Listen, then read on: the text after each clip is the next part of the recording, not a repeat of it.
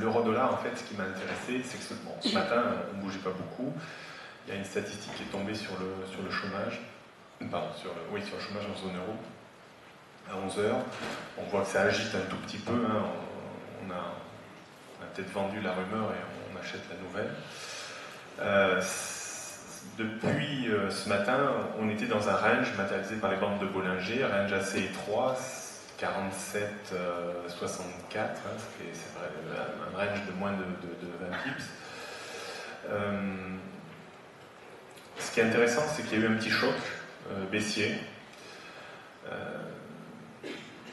Moi, ce qui m'intéresse là, c'est de savoir si on est vraiment rentré dans une tendance baissière. Et donc, là, on a créé un choc de baisse, puisqu'on est sorti des bandes de Bollinger, on a deux grandes bougies rouges, donc qui formatent quand même une accélération de la baisse. Et là, on est en reprise technique pour le moment. Et là, on est vraiment dans le schéma que j'ai développé dans le livre sur le scalping, à savoir rebond contre bande rouge. Moi, ce que je vais chercher là, c'est de voir si ce mouvement de baisse est très impulsif et appelé à durer. On va buter contre le haut de la bande rouge, ce qu'on est un petit peu en train de faire actuellement. Alors, ce qui aurait été bien, parce que là on est un peu limite, c'est d'avoir une ombre au-dessus de cette bande rouge, histoire d'avoir des leurres. Une grande ombre, souvent, est signe un petit peu de leurre de certains investisseurs pour essayer d'envoyer les gens dans de mauvaises directions. Et ce que je vais surveiller, finalement, c'est la rechute, si rechute il y a. Et je vais surveiller mes 3 moyennes mobiles sur le 12 secondes qui agiront comme déclencheurs. Alors, si tout se passait de façon idéale par rapport au schéma de rebond bande rouge, comme je l'ai écrit dans mon livre, voilà comment ça devrait se passer. Il faudrait que le marché, si possible, monte un petit peu plus, essaye d'aller faire un nouveau point haut, furtif, mais redescendre tout de suite pour ajourer une ombre sur la bougie 5 minutes, ici. Ce qui me permettrait, moi, de fixer potentiellement une décision de vente à découvert pour viser une reprise de la baisse de l'euro dans le sens de la tendance qui semble baissière actuellement. Donc là, on est vraiment dans un schéma qui essaye d'accompagner la baisse du marché qui est peut-être en train d'essayer de créer son nid. Donc, si on monte un petit peu, ça serait bien d'aller chercher un petit coup d'œil de plus, mais de ne pas clôturer en période 5 minutes. Vous voyez, là, j'ai mon compte à rebours, j'ai 4 minutes 20 avant la clôture de cette bougie. C'est-à-dire que je vais attendre quand même un maximum de temps pour voir si on ajoure bien une ombre. Vous voyez, là, on rebaisse. Finalement, on a ajouré un petit peu une ombre. Donc là, potentiellement, on est en train de rebondir contre la bande rouge. Et moi, mes conditions de trade seraient celles que j'ai définies, en fait, par les pointillés ici. C'est-à-dire que j'essaierai de shorter le marché. Alors, il faudrait déjà qu'on clôture en dessous de ces 3 moyennes mobiles en rythme 12 secondes. Donc ça peut aller très vite. Les bougies 12 secondes, ça va bien sûr vite. J'essaierai de timer un petit peu ma prise de position, en essayant de prendre position non pas sur un ordre d'achat au prix du marché, mais un ordre de vente au prix du marché, mais un ordre de vente à cours limité. C'est-à-dire que je veux maîtriser mon point d'entrée pour conserver l'équilibre, ce que je veux aller chercher et ce que je suis prêt à risquer. Donc l'idéal, si vous voulez, là les conditions de trade à peu près, ça serait un trade pour essayer d'aller chercher 7 pips.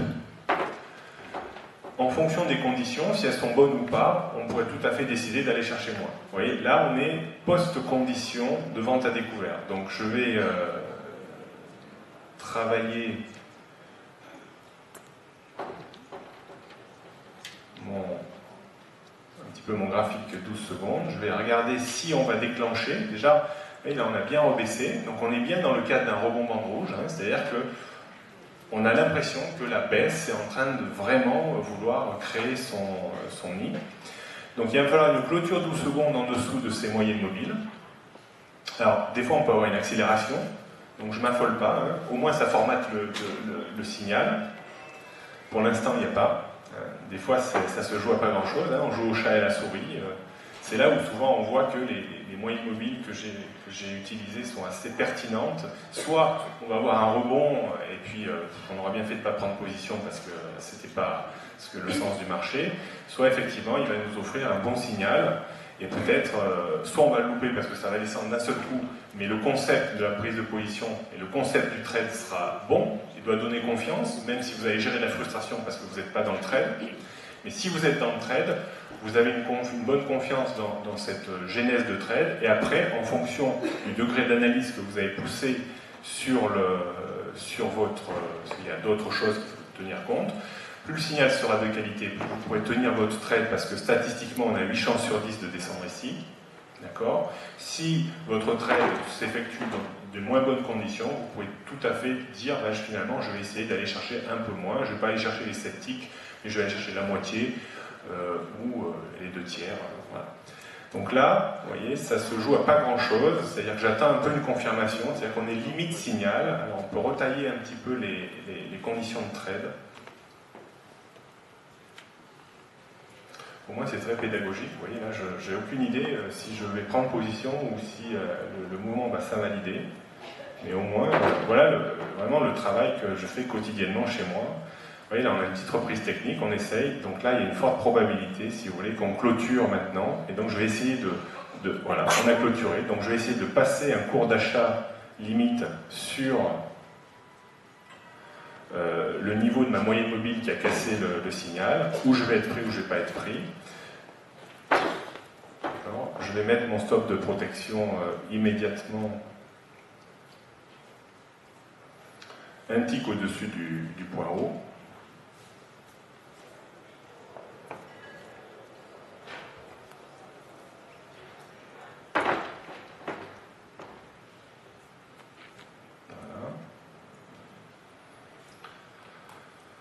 Et dès que je serai pris, eh bien, on a une petite contrainte temporelle, je vais essayer de viser 1 ou 2 ticks de gamme, voilà, la moitié du range. Donc j'ai, selon ce que j'ai écrit dans le livre, là on est vraiment dans l'application pure et dure du livre que j'ai écrit. Je vais avoir une douzaine de bougies 12 secondes pour prendre position. Si dans 12 bougies 12 secondes je ne suis pas exécuté, ma vente limite n'est pas exécutée à 38, eh bien je retire l'ordre et j'attendrai une prochaine opportunité. Voilà. C'est des mouvements assez vifs quand même, hein. Les rebonds bandes rouges, c'est des rebonds qui doivent aller assez vite d'un point de vue timing. Donc à trop traîner, si vous voulez, on perd en puissance potentielle de baisse. Vous voyez, là, on revient dans quelque chose d'un peu mou. Alors, on va quand même... Là, on a 1, 2, 3, 4, 5, 6, 7, 8. J'ai encore 4 fois 12 secondes pour être pris. Ben là, je suis pris d'un contrat. Voilà. Donc là, je suis dans le trade. Voilà. Donc là, je vais maintenant positionner, par exemple, mon ordre de rachat quelques ticks en dessous, à mi-range. Voilà.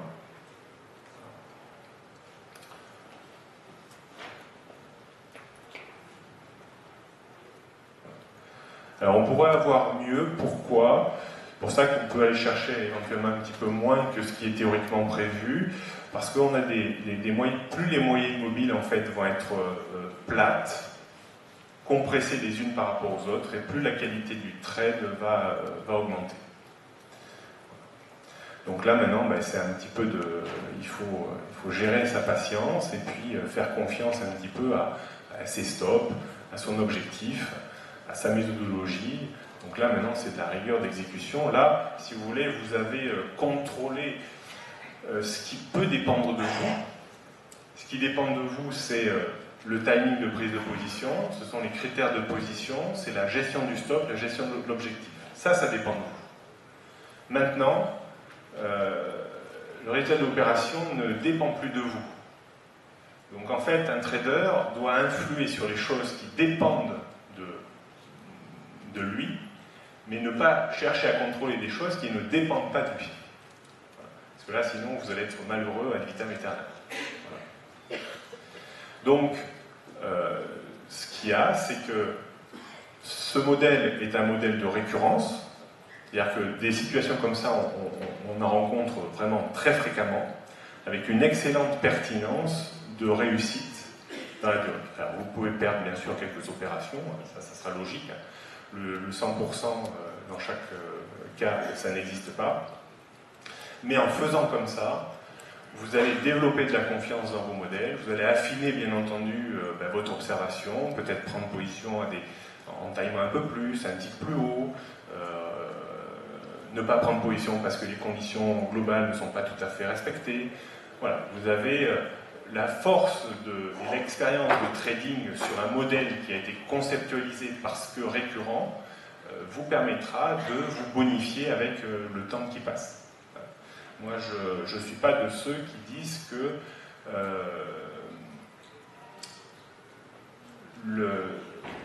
le temps qui passe vous bonifie. Le temps qui passe vous bonifie si vous avez été dans les bonnes rails au départ, si vous avez une discipline, une méthodologie qui est écrite noir sur blanc, qui a un minimum de récurrence. Là, effectivement, le temps va vous bonifier. Si vous traitez comme une patate, vous changez sans arrêt de méthode du jour au lendemain, le temps qui passe ne vous bonifiera pas. Donc vous voyez, c'est un marché de mollesse, hein, donc c'est chiant. Ah, voilà, alors, on verra.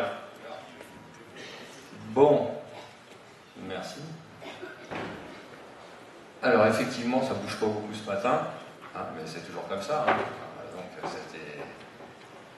tout est bien que c'est toujours plus facile à la maison, n'est-ce pas, derrière son écran. Donc, je me disais peut-être que j'ai demandé au... Donc je réitère, hein, FXM, le forum, Scalping Ishimoku, vous cliquez sur la file Scalping Ishimoku, vous êtes les bienvenus, il y a plein de gens sympathiques, surtout le forum d'ailleurs. Ça y est, je suis dessus. Donc je voulais vous montrer, j'ai fait un trade là à l'instant, alors fictif, puisque bon, c'est un manip évidemment, mais on va... Et là, il est très spéculatif, car je l'ai pris sans avoir tout en main. On va pas les écrans. On va pas les écrans. C'est sur l'USD CHF. Alors l'USD, il a déjà effectivement bien monté. Je ne sais pas si à la maison je l'aurais pris, parce que sur le... Je ne vais pas tout bouger, parce que là, à chaque fois je perds le fil. L'USD FX dollar, il arrive dans une zone de résistance. Bon, admettons, c'est pas grave. Hein. Là, on est là pour expliquer. Donc voilà, donc en bas, l'USD JPI, il est pas mal, mais il est déjà beaucoup monté. Vous voyez, le trade, en vérité, c'était hier, ou voire...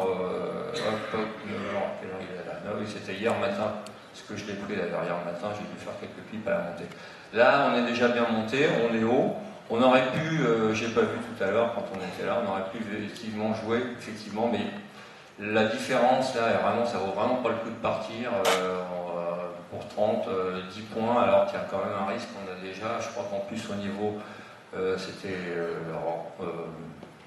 je sais plus quel, c'était Romain, quel analyste, qui nous avait dit aussi qu'il y avait une résistance dans cette zone-là. Donc voilà.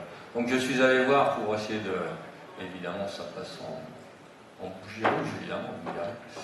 Donc ce qu'il faut faire et ce qu'il ne faut pas faire. Voilà, comme ça vous allez voir. Donc imaginons que j'ai pris le trade à la sortie du nuage, sans m'occuper de mes fameux lagging span. Donc je l'ai pris, vous voyez. Donc ça me permet de mettre un stop à 10. Donc le stop à 10, là, alors, vous voyez, si je suis rentré à 91, 83, 73, 73, on arrive donc en dessous de la petite june. Bon, c'est pas si mal que ça. Là, on peut partir avec 10 pips. Avec 10 pips, excusez-moi, avec 10 lots. Bon, là, la chose qui me gêne, c'est qu'effectivement, ce que je dis sur la file scalping, on m'aurait repris tout de suite. On me dirait, bah oui, mais tu dis toujours que quand la bande de Bollinger est très près, ça vaut pas le coup de jouer mais quelques pips. Effectivement, mais là, il fallait bien que je trouve un exemple pour essayer de vous montrer. L'idéal, effectivement, et ça serait... Alors quand on joue en spéculatif, ça serait effectivement, on est toujours un petit peu plus joueur-trader, ça serait effectivement de casser. Mais vous voyez que c'est toujours assez... moi ça me bluffe toujours, et comme j'entendais les vidéos de Stéphane qui disait que c'est à force de faire 1500, 1000 fois le même trade qu'on arrive à trouver des... Et moi c'est ce que je fais, et je trouve que des concordances, voilà, cherchez le terme, des concordances que je retrouve vraiment presque tous les jours. Et ce genre, alors évidemment là pas pu avoir toutes les parités que je suis, j'en suis à peu près une vingtaine. Et donc je me prends tous les matins le fait d'aller voir partout. Et puis sur notre fil scalping, on a des alertes entre nous en se disant va voir telle alerte, tu arrives pile poil. Donc là, l'idéal, ça serait après effectivement que ça casse. Et donc pourquoi pas même, vous voyez, cette ligne, au lieu de prendre le trait comme je l'ai pris donc, dans cette zone, parce que là, pour l'instant ça yoyote, mais on est au-dessus du nuage. Hein. Ça serait après de le prendre quand on va casser, voire en plus la lagging span, la 1 heure qui est ici, va donc casser ça doit être son propre nuage, je pense que c'est nuage H1, tout à fait. Donc on a les deux configurations, on a H1 et on a en 15 minutes. Et là, je pense que c'est le nuage H4. Donc vous voyez, en plus, on est passé au-dessus du nuage H4. On a le 15 minutes, le 1 heure, le H4. Donc, spéculatif, je suis parti à la sortie du nuage. Mais c'est pas gagné. J'aurais pu faire quoi? À la limite, 84, on a touché 92. Donc vous voyez, pourquoi pas, hein, si on joue en trade avec des pipes. Donc ça fait pas grand-chose, hein, ça fait 7 pipes avec le spread. Donc vous voyez, il ne vous reste plus grand-chose, mais pourquoi pas, on peut le trader comme ça. L'idéal étant, quand on part comme ça, moi ce que j'adore, c'est quand il y a eu un grand mouvement avant, et c'est que notre bande de Bollinger est bien haute. Et ce qui fait qu'il y a un écart pour aller rejoindre. Donc voilà, c'était juste un petit exemple. Effectivement, l'idéal, ça serait de partir quand on va casser la BBH2, et donc le nuage. Et là, il risque d'y avoir accélération. Pour l'instant, là, c'est un petit coup de bluff, hein, mais bon, je ne suis pas en direct, je ne suis pas avec mes propres sous, donc c'est évidemment plus facile à vous montrer. Voilà, autrement, vous voyez, je suis allé voir sur l'euro USD. Alors là, c'est typique ça. Nicolas, tout à l'heure, me dit, bah, essaye de shorter l'euro. Moi, voilà, ça, je vois ça le matin, vous voyez, ça, c'est pas beau, c'est fouillis, je dis, oh là là, je touche pas ça. D'ailleurs, j'aime absolument pas moi l'euro USD, mais bon, chacun son.